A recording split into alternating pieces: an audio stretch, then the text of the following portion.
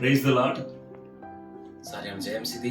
So, கர்த்தருடைய நாமம் மகிமைப்படுவதாக. प्रभु यीशु मसीह दी नाम दी महिमा இந்த ஜூன் மாதம் கூட தேவனுடைய வார்த்தையின் மூலம் உங்களை சந்திப்பது மிக மகிழ்ச்சியா இருக்கிறது. बड़ी खुशी दी गल है कि इस जून महीने ਦੇ ਵਿੱਚ ਪ੍ਰਭੂ ਦੇ ਵਚਨਾਂ ਨੂੰ ਲੈ ਕੇ ਤੁਹਾਨੂੰ ਮਿਲ ਸਕਾਂ। நாம் பார்க்கலாம் ஏசாயா புத்தகம் 1வது அதிகாரம் 19வது வசனம். यशाया नबी दी किताब उसका पहला अध्याय दी 19 आयत ਵਿੱਚੋਂ இந்த देखते வசனம் இப்படியாக சொல்கிறது. ये वचन इस प्रकार நீங்கள் மனம் பொருந்தி செவி கொடுத்தால் தேசத்தின் நன்மையை புசிப்பீர்கள். ਜੇ ਤੁਸੀਂ ਖੁਸ਼ੀ ਨਾਲ ਮੰਨੋ ਤੁਸੀਂ ਧਰਤੀ ਦੇ ਪਦਾਰਥ ਨੂੰ ਖਾਓਗੇ। சோ மனம் பொருந்தி செவி கொடுத்தால் என்றால் என்ன?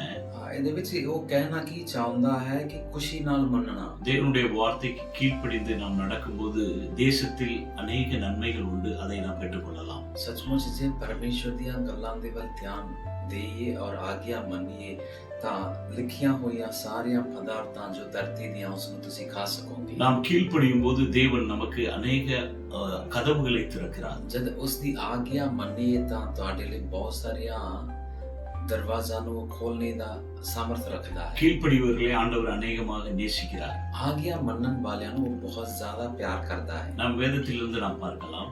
ਆਪਾਂ ਵਚਨ ਦੇ ਵਿੱਚ ਹੋਰ ਦੇਖਾਂਗੇ ஆபிரகாமை குறித்து பார்க்கும்போது ਜੇ ਆਬਰਾਹਮ ਪ੍ਰਤੀ ਦੇਖੀਏ அவர் கீழ்ப்படிந்தவராக இருந்தார். ਉਹ ਬੜਾ ਹੀ ਆਗਿਆ ਮੰਨਣ ਵਾਲਾ ਰਿਹਾ। அநேக கீழ்ப்படிதல் மூலம் अनेक ஆசீர்வாதங்களை பெற்றுக்கொண்டார். ਬਹੁਤ ਸਾਰੀਆਂ ਉਹ ਗੱਲਾਂ ਜਿਸ ਦੀ ਆਗਿਆ ਉਹਨੇ ਮੰਨੀ ਤਾਂ ਉਸਨੇ ਬਰਕਤਾਂ ਵੀ ਪ੍ਰਾਪਤ ਕੀਤੀ। அவருடைய பிள்ளையை பலி கொடுக்க போகும்போது ਜਦ ਉਹਦਾ ਪੁੱਤਰ ਇਕਲੌਤ ਪੁੱਤਰ ਇਸਹਾਕ ਨੂੰ ਬਲੀ ਦੇਣ ਦੇ ਲਈ ਤਿਆਰ ਹੋਇਆ நாம் பார்க்கலாம் தேவன் அவனுக்காக அவனை பலி கொடுக்காதபடி அங்கு ஆயத்த பண்ணி வைத்திருந்தார். ਜਦ ਆਗਿਆ ਮੰਨ ਕੇ ਉੱਤੇ ਚੱਲਿਆ ਉੱਤੇ ਉਸ ਇਸਹਾਕ ਦੇ ਬਦਲੇ ਕੋਈ ਛਤਰਾ ਤਿਆਰ ਰੱਖਿਆ ਸੀ। காரணம் என்னவென்றால் ਇਹਦਾ ਵਜ੍ਹਾ ਕੀ ਹੈ? அவர் கீழ்ப்படிந்தவராக இருந்தார். ਉਹ ਆਗਿਆ ਮੰਨਣ ਵਾਲਾ ਸੀ। சோ கீழ்ப்படிப்பவர்களுக்கு அவர்களை சுற்றியே अनेक நன்மைகளை ஆண்டவர் வைத்திருப்பார். ਸੋ ਆਗਿਆ ਮੰਨਣ ਵਾਲਿਆਂ ਦੇ ਲਈ ਬਹੁਤ ਸਾਰੀਆਂ ਬਰਕਤਾਂ ਹਮੇਸ਼ਾ ਘੇਰੀ ਰਹਿੰਦੀ ਹੈ। நம்முடைய வேலை என்னவென்றால் ਆਪਣਾ ਕੀ ਕੰਮ ਹੋਵੇਗਾ? தேவனுடைய வார்த்தையை கேட்டு அதன்படி செய்ய வேண்டும். ਪਰਮੇਸ਼ਵਰ ਦੀਆਂ ਗੱਲਾਂ ਔਰ ਉਹਦੇ ਵਚਨਾਂ ਨੂੰ ਸੁਣੀਏ ਤੇ ਉਸ ਦੇ ਅਨੁਸਾਰ ਚੱਲੀਏ। அவர் சொல்லுகிற காரியங்களுக்கெல்லாம் கீழ்ப்படியும் போது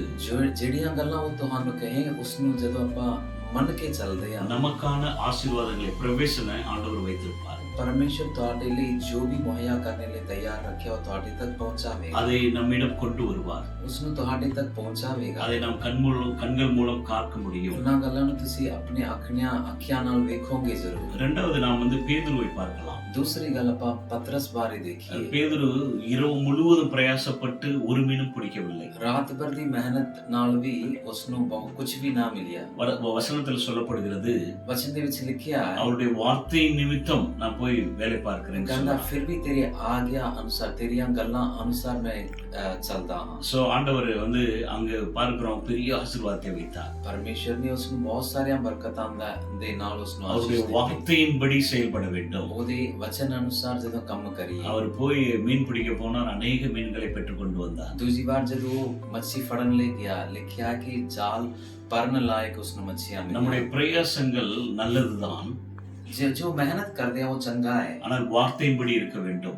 पर प्रभु दी वचन अनुसार होना சோ चाहिए। ஆண்டவர் அதை எதிர்பார்க்கிறார். प्रभु वही चाहता है। கடைசியாக நாம் பார்க்கலாம் आखिर अपन देखिए யோசுவாவுடைய வாழ்க்கையிலும் பார்க்க முடிகிறது. यहोशुआ दी जिंदगी दे विचों भी देख सकते அங்கே என்ன நடக்கிறது என்றால் उत्ते की हो रहा है। அவர் தலைமைத்துவத்தை எடுத்து மக்களை வழிநடத்த வேண்டும் என்று இருக்கிறார். ओ लोकां दी अगुवाई करन दे लिए एक आगु ठहराया होया सी। ஆனால் அங்கு சொல்லப்படுகிறது पर उत्ते लिखिया होया தேவன் அவரோடு இடைப்படுகிறார். परमेश्वर दे नाल गल्लां कर என் रहा है வார்த்தையின்படி நீ செய்யும்போது ते कह रहा कि जे तू मेरी आज्ञा मन के चले நீ செய்கிற காரியங்களை எல்லாம் வாய்க்கப்படும். और जो भी तू करेगा उस दे विच भला होवेगा। சோ அவருடைய வார்த்தை தான் முக்கியம். सो ओदियां गल्लां दी आज्ञा मननी बहुत தேவன் जरूरी है। உங்களோடு பேசுகிற வார்த்தைகள் முக்கியம். प्रभु ਜਿਹੜੀਆਂ ਗੱਲਾਂ ਤੁਹਾਡੇ ਨਾਲ ਕਰਦਾ ਹੈ ਉਸ ਦੀ ਆਗਿਆ ਮੰਨਿਆ ਕਰੋ। அதை கேட்க வேண்டும், ਉਸ ਨੂੰ ਮੰਨ ਕੇ ਚੱਲਿਆ அதை ਕਰੋ। மனனம் செய்ய வேண்டும், ਉਹਨਾਂ ਗੱਲਾਂ ਦੇ ਵੱਲ ਧਿਆਨ ਦਿਆ அதை ਕਰੋ। எழுத வேண்டும். ਉਹਨਾਂ ਗੱਲਾਂ ਨੂੰ ਲਿਖਿਆ ਕਰੋ। அதை விட மேலானது ਉਸ ਤੋਂ ਵੱਧ ਕੇ அதன்படி செய்ய வேண்டும். ਉਸ ਅਨੁਸਾਰ ਚੱਲਿਆ ਕਰੋ। நாம் செய்யும் போது ਜਦ ਆਪਾਂ ਉਸ ਤਰ੍ਹਾਂ ਚੱਲਦੇ ਹਾਂ தேசத்தின் நன்மைகளை பெற்றுக்கொள்ளலாம். ਤੁਸੀਂ ਧਰਤੀ ਦੇ ਪਦਾਰਥਾਂ ਨੂੰ நம்மை ਖਾਓ। சுற்றி வைத்திருக்கிற अनेक நன்மைகள் உண்டு. ਤੁਹਾਡੇ ਆਲੇ ਦੁਆਲੇ ਬਹੁਤ ਸਾਰੀਆਂ ਬਰਕਤਾਂ ਰੱਖ அதை ਰੱਖਿਆ। ஆண்டவர் நம்மிடம் கொண்டு வருவார். खुदा जरूर वो ਤੁਹਾਡੇ ਤੱਕ உங்களிடம் கொண்டு வருவார். वो ਤੁਹਾਡੇ ਤੱਕ உங்கள் ਪਹੁੰਚਾਵੇਗਾ। குடும்பத்துல கொண்டு வருவார். ਤੁਹਾਡੇ ਪਰਿਵਾਰ ਦੇ ਵਿੱਚ உங்களுடைய ਪਹੁੰਚਾਵੇਗਾ। பிசினஸ்ல கொண்டு வருவார். ਤੁਹਾਡੇ ਬਿਜ਼ਨਸ ਦੇ ਵਿੱਚ தேவன் ਦੇਵੇਗਾ। இந்த வார்த்தையின் மூலம் உங்களை ஆசீர்வதிப்பார். ਪ੍ਰਭੂ ਇਹਨਾਂ ਵਚਨਾਂ ਦੇ ਜ਼ਰੀਏ ਤੁਹਾਨੂੰ ਆਸ਼ੀਸ਼ மனம் பொருந்தி ਦੇਵੇਗਾ। செவி கொடுக்க நாம் அழைக்கப்படுகிறோம். ਜਦ ਤੁਸੀਂ ਖੁਸ਼ੀ ਨਾਲ ਇਹਨਾਂ ਗੱਲਾਂ ਨੂੰ ਮੰਨੋਗੇ ਤਾਂ ஸோ நாம் வந்து அநேக நன்மைகளை பெற்றுக்கொள்ளலாம். ਤੁਸੀਂ ਬਹੁਤ ਸਾਰੀਆਂ ਬਰਕਤਾਂ ਨੂੰ தேவன் ਪ੍ਰਾਪਤ இந்த ਕਰੋਗੇ। வார்த்தையின் மூலம் உங்களை ਪ੍ਰਭੂ ஆசீர்வதிப்பார். ਇਹਨਾਂ ਵਚਨਾਂ ਦੇ ਜ਼ਰੀਏ ਤੁਹਾਨੂੰ ਆਸ਼ੀਸ਼ ਦੇਵੇ। Thank you, God bless you. ਜੈ ਮਸੀਹ ਦੀ ਸਾਰਿਆਂ ਨੂੰ।